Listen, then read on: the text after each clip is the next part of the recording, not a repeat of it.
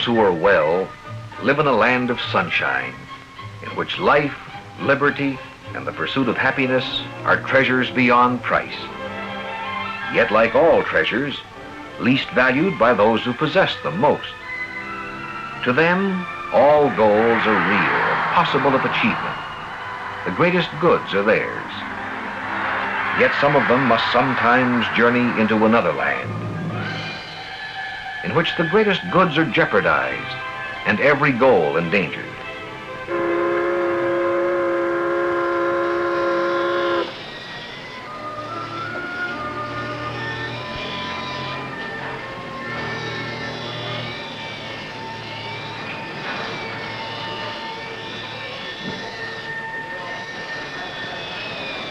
A skill that took years to learn. The coordination of hand and eye and mind that could machine a piece of metal to a half a thousandth. Now, pride of craftsmanship, livelihood, security, all threatened. Joints tender to the touch, painful on articulation. No swelling or visible inflammation on the local infection. Classic signs and symptoms, but better rule out the other possibilities. Rheumatic fever, maybe. Unlikely, but we'll do a complete blood study. Some previous injury? No history, but we'll take a look inside.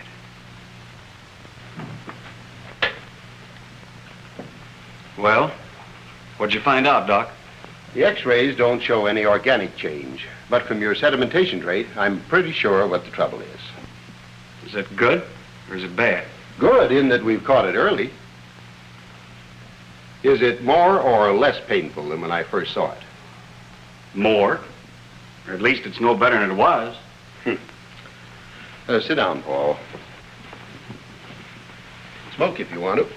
No, I swore off. All right. What's the story? Have you ever heard of rheumatoid arthritis? Arthritis? Yeah, I've heard of it. Is that what I got? Yes, it's a form of arthritis. Well, that's a crippling disease, isn't it, Doc? Incurable, too. Incurable, yes, the same way diabetes is. Now, take this as directed. Look, Doc, I'm a working man. How's this for a prescription? Take one rocking chair all day, every day, yank your boy out of school. Now, take it easy, Paul. Just listen to me for a moment. In 1945, no doctor could have done much for you. In 1949, effective treatment would have taken more than you earn if you were lucky enough to get it. Today, we can control or suppress the disease. Yeah? What'll it cost? About as much as you used to spend on cigarettes. If you're working, you can afford it. And so long as you take it, you can work. Now, get this filled. What's this, one of those miracle drugs? There are no miracles in medicine, Paul. That's hydrocortisone, one of the latest of the cortical compounds. It has a specific action. Now, just a minute. Let's get this down to English.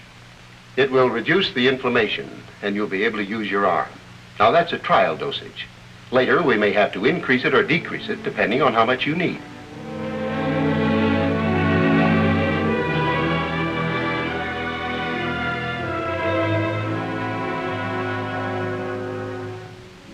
Hydrocortisone. A week's supply of cigarettes, or one man's health for 1 week. Today, the manufacture of hydrocortisone begins at a railroad siding. Close by the chemical synthesis plant, by reason of the constant danger of explosion, situated far from any other building. Chemical synthesis on an industrial scale requires immense quantities of chemicals in liquid form, thousands of gallons daily of solvents and fluid catalysts. Working chemicals by the tank car load, stored in immense underground tanks, safe from explosion, until they take their part in the various stages of the synthesis. At the warehouse freight dock, there's a coming and going of freight trucks carrying a heavy burden, drums and sacks of dry chemicals. They're working chemicals too. And for them to work in, fiber containers of a vegetable extract, the sterol residue of one of those garden variety vegetables whose molecules have a distant but fundamental similarity to those of hydrocortisone. The problem? To take apart those molecular building blocks and rearrange them in an infinitely more complex and useful form. To perform the synthesis, a maze of equipment in which only humans appear to move. A factory in which the great machines are corrosion-resistant glass-lined kettles, where the transmission belts are conduits of porcelain and glass, protective costumes against toxic fumes and searing vitriolic fluids. All pipes and connections color-coded. Every fitting, metal or other, grounded against static electricity. Every tank or vat under negative air pressure. Telephones armored to contain an explosion. On the phone dial, O is not for operator, but for accidents.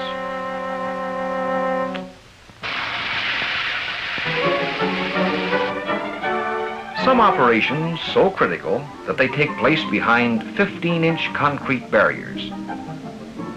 But these men aren't heroes. They're merely careful.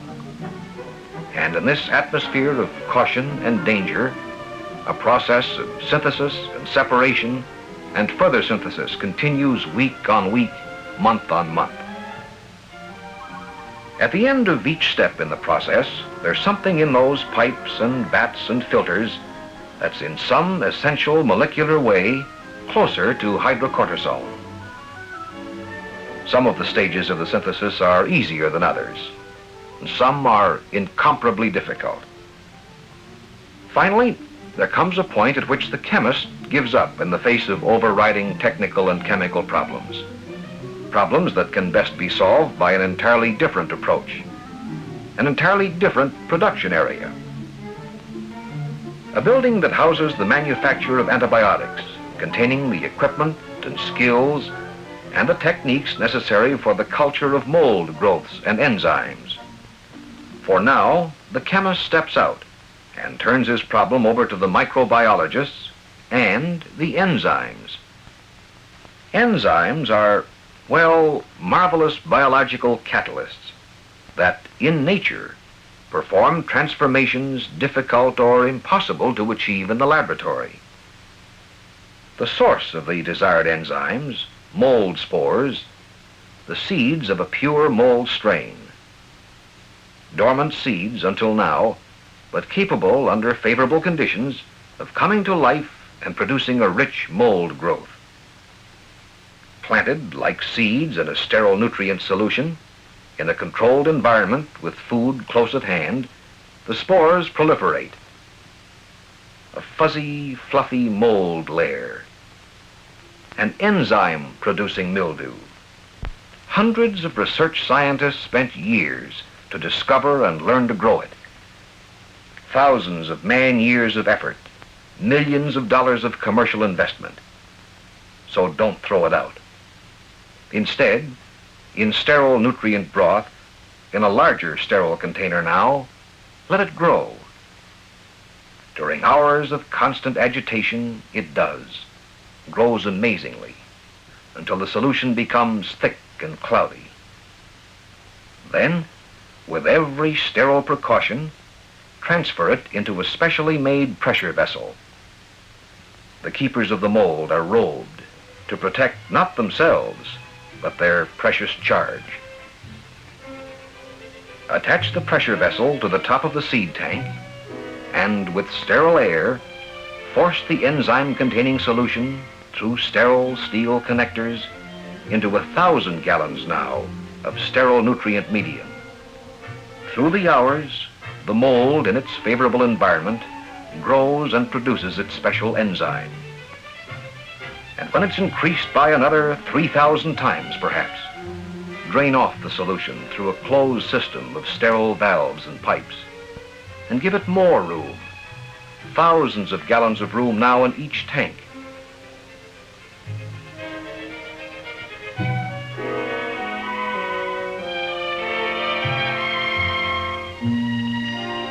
When sampling shows that the mold in each fluid millimeter of all those thousands of gallons has reached its maximum concentration and produced its full quota of enzymes, the enzymes are ready to go to work on the hydrocortisone to be.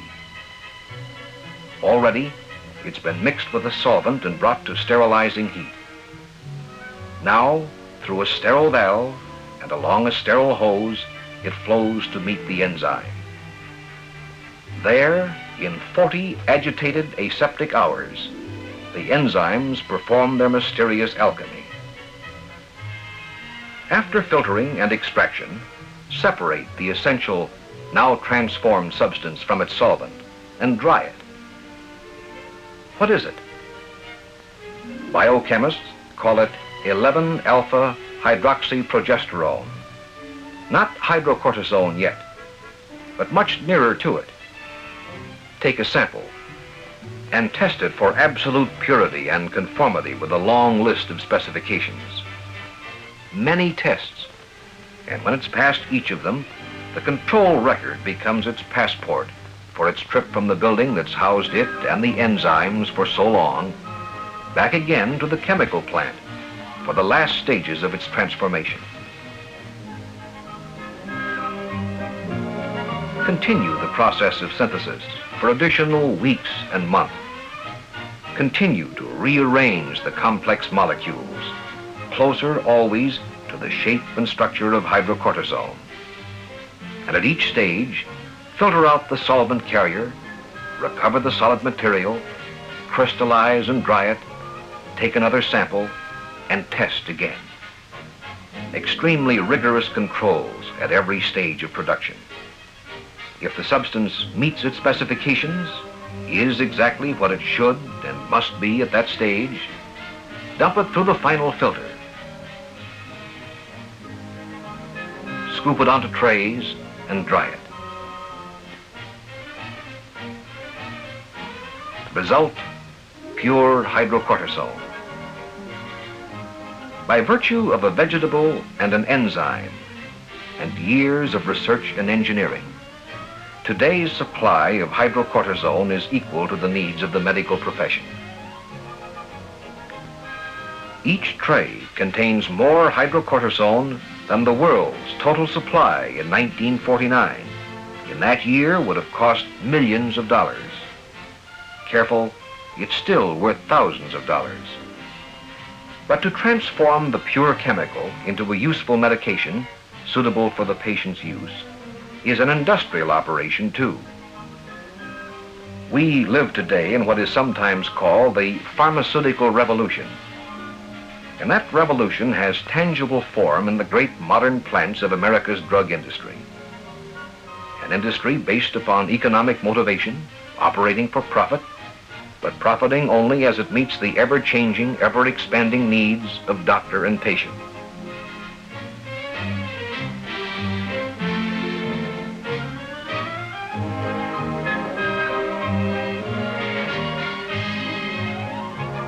But an industry's more than architecture, however impressive.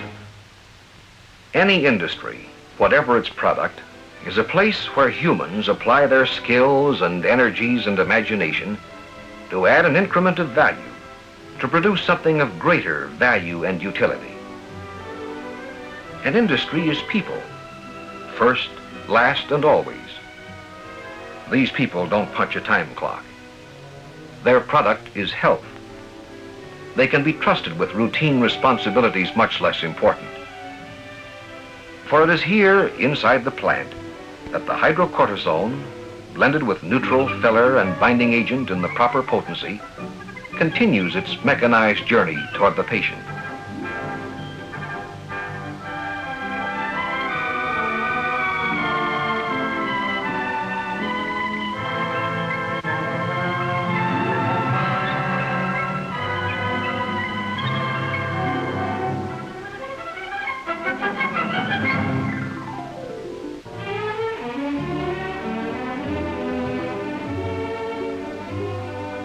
Those who are well live in a land of sunshine, in which all goals are real and possible of achievement. The greatest goods are theirs.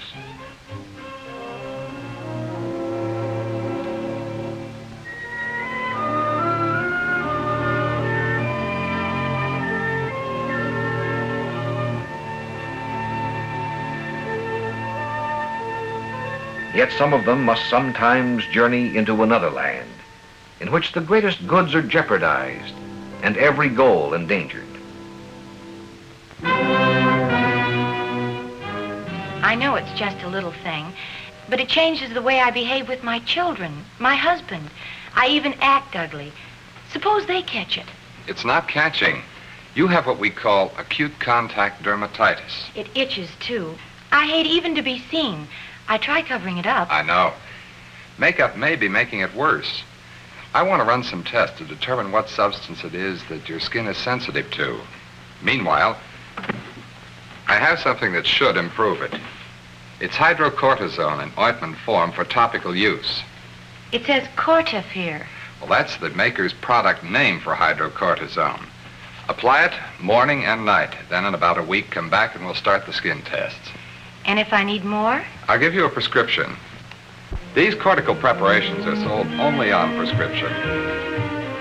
For use in ointments, the hydrocortisone is prepared in a fine powder whose particles are nearly 40,000 times finer than the cross-section of a human hair. Then, after careful weighing, mix it with an ointment base, heated to fluid consistency. Beat till smooth and thoroughly mixed by ordinary standards. But for superlative smoothness, the ointment goes into a milling machine, a super beater whose rotors revolve at 5,000 RPM, breaking down even the smallest clumps and granules, so that it passes easily through a fine mesh screen. Agitate it while cooling to keep the active ingredients uniformly suspended. One such tank contains enough of the ointment to fill 45,000 5-gram tubes. When it's congealed to its final consistency, take a sample for chemical assaying and testing for purity. Only when the chief chemists had pronounced the lot okay, package it.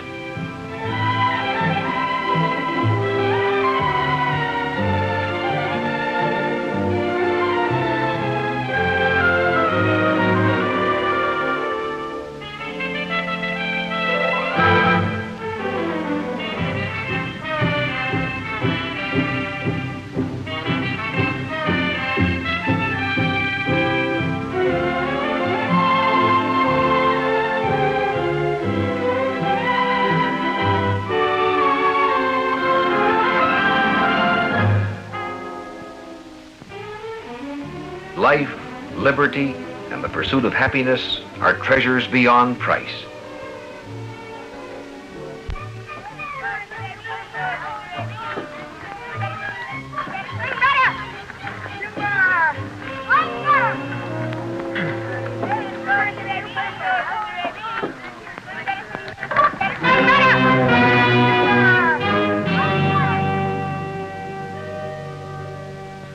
Damage around the cornea, possible secondary infection, formation of scar tissue, corneal opacity, can be anyway.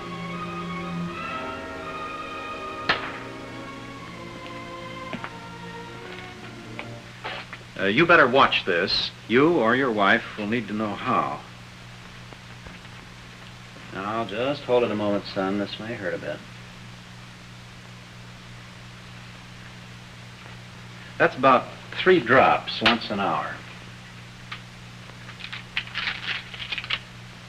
The rest of the time, keep the eye covered, like this.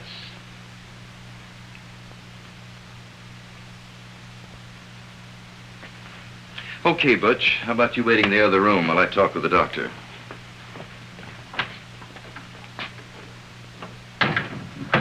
All right, what's the story? I'm glad you brought him to me immediately. How about his sight? I'd like to tell you not to worry, but it's too soon to tell in these things. Can be complications. Now, I'm giving him a combination of neomycin, that's an antibiotic to fight infection, and hydrocortisones to keep down the inflammation. Beyond that, we'll just have to wait and see. I think he has a good chance. When a medication is to enter an open wound or come in contact with the human mucosa, the drug maker must modify its form accordingly. Here, the production card reads hydrocortisone and neomycin in triple distilled water. mix to a fine suspension. And after aging and sampling for sterility and purity, move it into the sterile area and package it.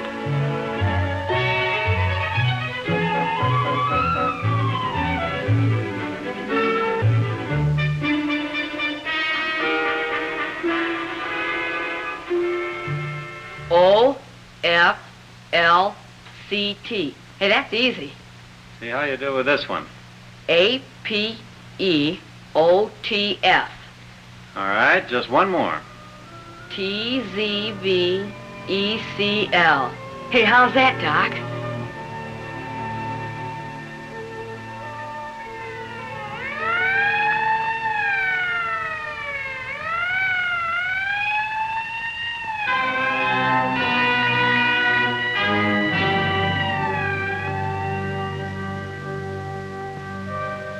Hello. This is Burton, an emergency. Will you page Dr. Beale for me? Right. Real tough.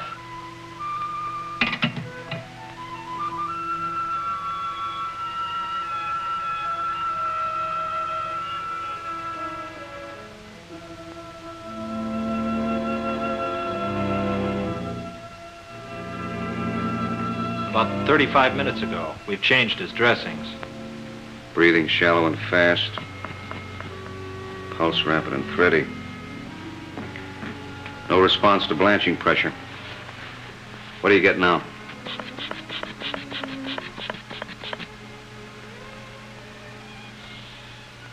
Down to about 60, sir. Frank shock, Doctor. Typical picture. He's been on plasma and blood since admission. He's not responding.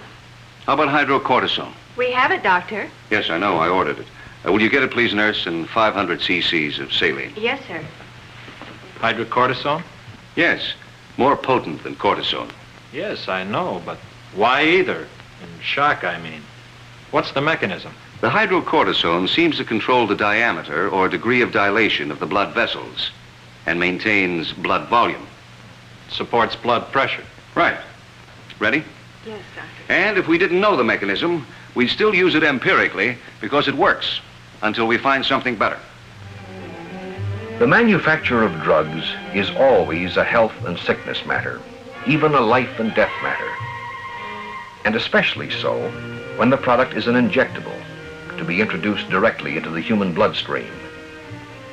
Then the makers share a responsibility almost equal to the doctors and scrub and dress like one, breathing sterile air, sealing the sterile fluid in sterile ampules with a sterilizing jet of flame, or with sterile rubber to seal off the puncture of the doctor's sterile needle. Each ampule is placed in a vacuum dye tank, then washed. If any one should have even a microscopic opening in its glass, the dye would be forced through the crevice and make the defect visible. There must be no danger of contamination, no minute fleck of foreign matter suspended in the sterile fluid. After very rigid control testing, package them.